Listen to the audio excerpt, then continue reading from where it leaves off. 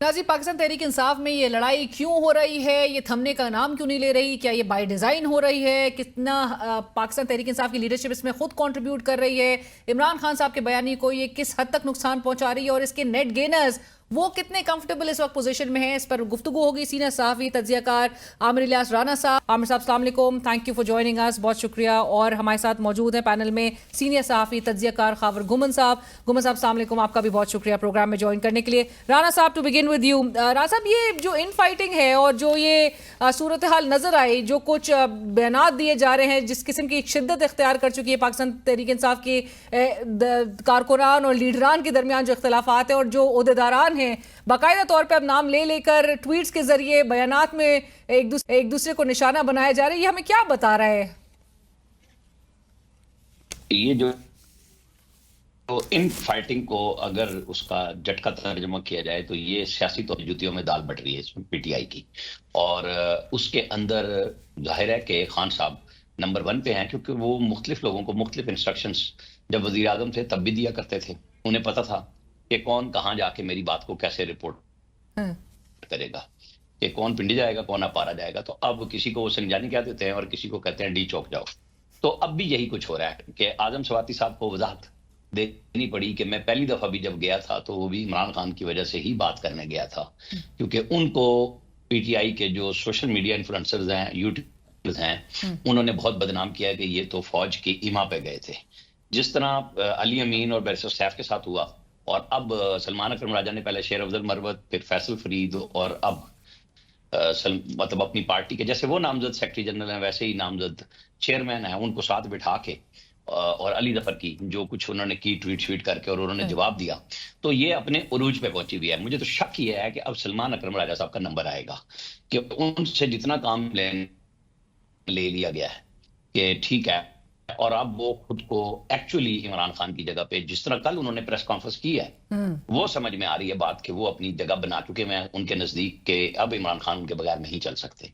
मेरे ख्याल में बस वो यहीं तक लाया करते हैं और इसके बाद धोबी पटड़े का काम उनके साथ भी हो जाएगा। अच्छा, बट गुमन साहब, आप इसको कैसे देख रहे हैं इस पूरी सूरत हाल को? और आज जहां पर बैरिस्टर गौहर खान साहब, चूंकि सलमान साहब ने कहा कि अब एसओपीज फॉलो होंगे, जो डिसिप्लिन की खिलाफ वर्जी करेगा उसके खिलाफ एक्शन होगा। बैरिस्टर गौहर खान साहब चेयरमैन हैं, वो कहते हैं कि 25 तारीख का वो उन्होंने हवाला दिया। उन्होंने कहा उस वक्त भी बहनों को जब इजाजत नहीं दी गई जाने की तो वुकला आगे आगे थे, वुकला जाके मिले थे, तो उस वक्त सलमान अकरम राजा साहब का नाम लिया कि वो भी शामिल थे। देखिए, overall it reflects very poorly on Pakistan Tehreek Insaf. मतलब जाहिर है ये कोई बड़ा इशू नहीं है। इस्लामाबाद हाई कोर्ट का ऑर्डर है।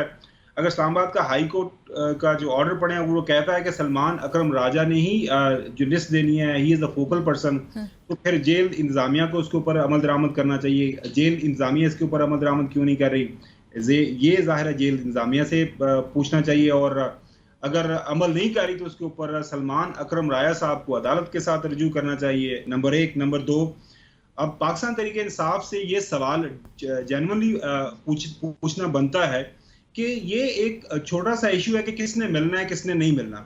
पार्टी के अंदर अगर इस इशू के ऊपर भी इख्तलाफात हैं, तकसीम है, तो उनका जो वोटर सपोर्टर है जो उनके लिए लड़ने मरने के लिए तैयार है, वो क्या तासुर लेगा कि ये जो लीडरशिप बाहर मौजूद है ये क्या करना चाह रही है, क्या कर क्या रहे हैं। पर गुमन साहब कतई कलाम की माफी, लेकिन मुझे ये बताएं कि ये बाय डिजाइन आपको लग रहा है कि किया जा रहा है? क्योंकि जेल जो लीडर हैं शाह महमूद कुरैशी साहब, उनको हाथ जोड़ के बोलना पड़ रहा है इनको कि खुदारा बाहर की ये स्टेटमेंट से गुरेज करें, इस किस्म की सूरत हाल से जो है वो मत पार्टी को मजीद शिकार इसका करवाएं, और फोकस जो है वो स्ट्रैटेजी पे होना चाहिए कि लीडरान को किस तरह से बाहर निकालना है।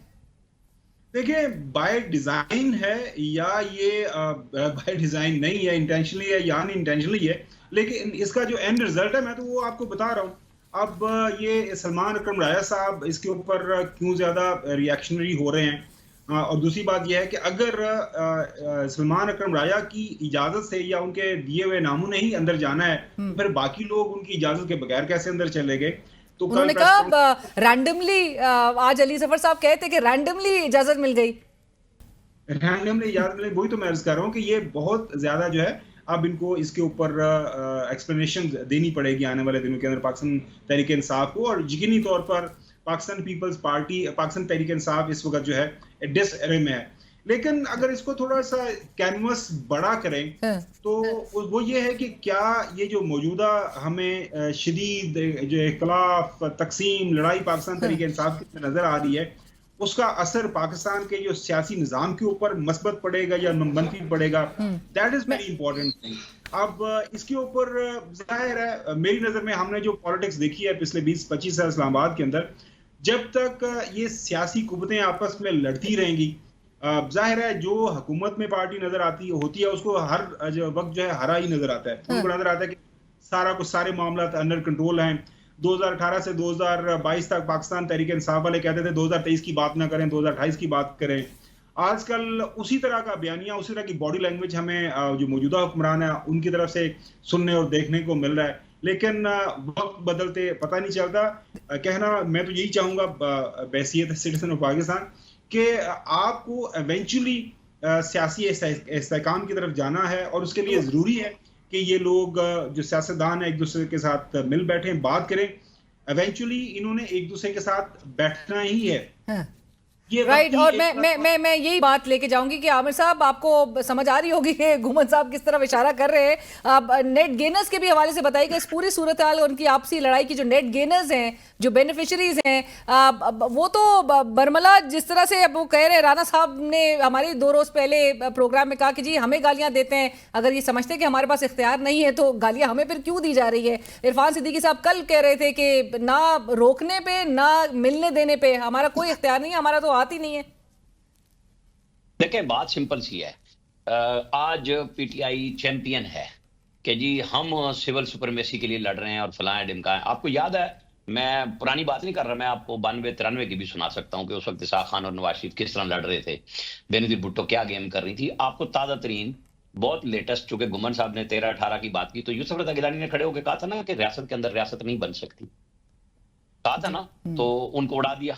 नवाज शरीफ अड़े थे ना, एक्सटेंशन नहीं दी और जाने की बातें जाने दो, बाहर कह रहे थे राहिल शरीफ साहब, और उनका मीडिया ये पूरा राग अलाप रहा था और अंदर मिन्नत भी थी और डंडा भी था, पनामा भी साथ लेके फिर रहे थे कि वरना फिर ये हो जाएगा, वरना ये हो जाएगा। नहीं दी, उनको निकाल बाहर किया। फिर इमरान खान साहब थे। असल इशू ये है कि क्या इमरान खान साहब के जहन में आया कि मुझे सियासतदानों से बात करनी चाहिए? वो जगह देना चाह रहे हैं जैसे शहबाज शरीफ उनको घुसने नहीं दे रहे। इजाजत जिस दिन बन जाएगी, जिस दिन शहबाज शरीफ के जहन में वो बात आएगी जो इमरान खान के जहन में 2021 में आई कि एक्चुअल वज़ीर साहब, लेकिन शहबाज शरीफ साहब के तो होते हुए किसी और की जगह तो बनती ही नहीं है। मैं यही कह रहा हूं कि जब तक वो नहीं दे रहे तो फिर इनको सियासतदानों की तरफ आ जाना चाहिए, बिहेव करना चाहिए like a political party.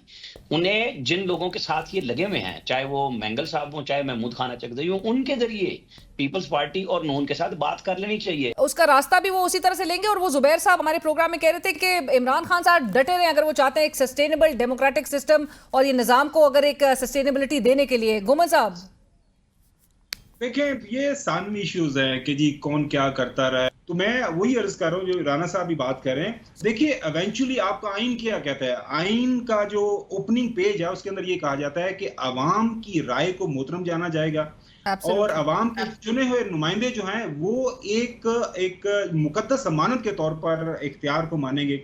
Rana साहब मुझे बता दें, आप या कोई भी, कि क्या पाकिस्तान की जो अवाम है उनकी राय का एहतराम किया जाता है? I am not particularly saying current election में 2018 2013 राइट, वो बात बिल्कुल दुरुस्त है, लेकिन क्या आइन को मनुअन उसको फॉलो किया जाता है? और ये इमरान खान साहब पे फिर इसकी एप्लीकेबिलिटी नजर आनी चाहिए, जो कि उम्मीद लगाए बैठे हैं कि एस्टैब्लिशमेंट के साथ ही मुज़ाकरात होने हैं, और जो कि उनका रोल, और बार बार इमरान खान साहब खुद भी उनकी जो मैंडेटरी रोल है इन द कॉन्स्टिट्यूशन उसको बार बार उसका जिक्र भी करते हैं। और अब जबकि बैरिस्टर गौहर खान साहब भी कल की मुलाकात के बाद ये कह रहे हैं कि इमरान खान साहब मुज़ाकरात चाहते हैं, वो मुल्क की बका के लिए, जमहूरियत के लिए। तो राना साहब, क्या एस्टैब्लिशमेंट जो है वो मुज़ाकरात के हक में है? अब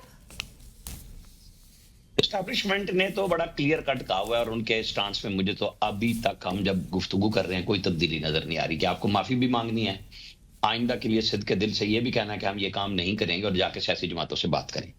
असल इशू ये है कि क्या पीपल्स पार्टी नून लीग ने फौज पे हमले किए थे? लीडरशिप पे सबने किए समेत इमरान खान के। तो इन दी एंड वही बात है कि आप कब सियासतदानों से बात करेंगे। आपके पास मैंने एक नाम नहीं लिया, मौलाना फजलुर रहमान मौजूद हैं जो पीटीआई के लिए नरम गोशा रखे हुए हैं। आपने जिसके जरिए करनी है बातचीत आप कर लें। नवाज शरीफ तो जब वजीर आजम थे ये निकले हैं, उनको पता लग गया, वो उनके घर बनी गाला चले गए। ये जब वजीर आजम बने शहबाज शरीफ और जरदारी दोनों ने कहा मिसा के मैशत कर लें। शहबाज शरीफ चल के गए इनके अपोजिशन लीडर के पास, उमर अयूब के पास, और जवाबन उन्होंने उस चल के जाने के बाद में कहा तुम चोर हो, तुम डकैत हो। आप मुझे बताएं वो कौन सा मौका है जो हुकूमत ने गंवाया। But thank you so much for joining us. बहुत शुक्रिया आमिर इलियास राना साहब, खावर गुमन साहब, thank you for joining us. और यकीनी तौर पे इमरान खान साहब के लिए जो चैलेंजेस हैं, परेशानी है उनकी, वो बढ़ गई है कि वो अब एक तरफ जहाँ पर उनको एस्टैब्लिशमेंट के साथ किस तरह से इंगेज करना है, वो एक उनके लिए बड़ा चैलेंज है। और उसके इससे बड़ा चैलेंज कि वो अपनी लीडरशिप के साथ किस तरह से अब इंगेज करेंगे और किस पे वो एतमाद करेंगे कि अगर तो मुज़ाकरात की अगर रिजम्पशन की तरफ जाना है तो किसको वो निगोशिएटर के तौर पे नॉमिनेट भी करना चाहेंगे। सो लेट्स सी कल के रोज मुलाकात अब मुतवक्के है, क्या कल जैसा ही हाल हमें नजर आएगा या कुछ बेहतरी नजर आएगी और मुलाकात को यकीनी बनाया जाएगा। ये हम कल के दिन देखेंगे। प्रोग्राम की टीम अलीना शिगरी को इजाजत दीजिए। अल्लाह हाफिज।